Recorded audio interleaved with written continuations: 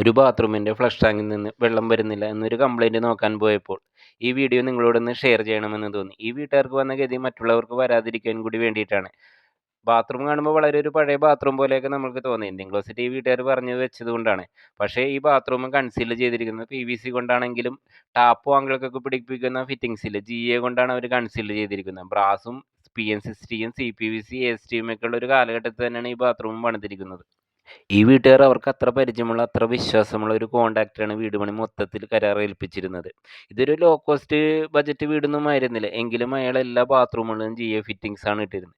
GA fittings ഇടുമ്പോൾ അയാൾക്കൊരു ചെറിയൊരു ലാഭമുള്ളൂ അതിൽ നിന്ന് ലഭിക്കുകയുള്ളൂ. വീട്ടുകാർക്ക് വലിയ നഷ്ടവും.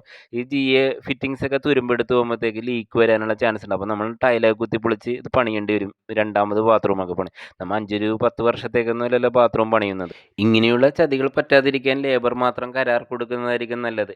വീട് പണിക്കുള്ള സാധനങ്ങൾ വീട്ടുകാരുടെ മേൽനോട്ടത്തിന് മേടിക്കുകയാണെങ്കിൽ നമ്മൾ നമ്മുടെ ഇഷ്ടത്തിനനുസരിച്ച് നല്ല സാധനങ്ങൾ മേടിക്കണം. അപ്പോൾ നമുക്ക് മെയിൻ്റനൻസുകൾ വളരെ കുറവായിരിക്കും.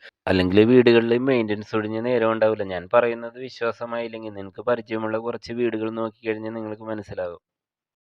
ഞാൻ ഈ പിടിപ്പിക്കുന്ന ആങ്കിൾ കോക്ക് കണ്ടാൽ തന്നെ നിങ്ങൾക്ക് കാര്യം മനസ്സിലാവും. ഇതൊരു മീഡിയം ആങ്കിൾ കോക്ക് പോലുമല്ല. വളരെ ലൈറ്റായിട്ടുള്ള ആങ്കിൾ കോക്കാണ്. ഞാൻ നേരത്തെ പറഞ്ഞല്ലോ ഇതൊരു ലോ കോസ്റ്റ് ബജറ്റ് വീടൊന്നും ആയിരുന്നില്ലെന്ന്. ആ കോൺട്രാക്ടറോടുള്ള വീട്ടുകാരുടെ വിശ്വാസവും അവർക്ക് ഈ ഫിറ്റിങ്സിനെ കുറിച്ചുള്ള അറിവില്ലായ്മയും അയാൾ മുതലെടുത്തതാണ്.